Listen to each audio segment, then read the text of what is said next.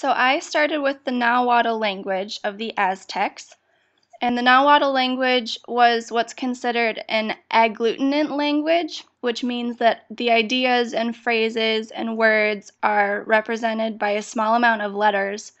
So when you're adding descriptive words or different ideas together to describe something, all those letters are strung together to make one long word, which is kind of interesting.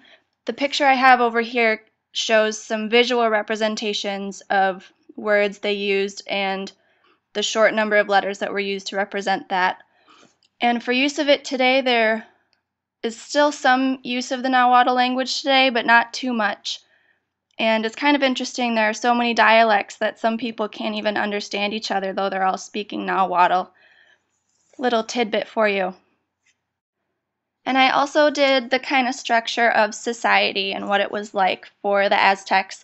They did have a pretty rigid social hierarchy within their culture. This was a picture I found online that kind of demonstrates the different levels within that hierarchy that there were. So kings or high priests, councilmen, various types of nobles, merchants and luxury artisans, and then commoners, farmers, and slaves were at the bottom. One thing about the social structure was that you were kind of born into your social rank, and you weren't really able to change that. For marriage practices, marriage was used as a tool for families to kind of gain alliances through who they chose to marry their children to.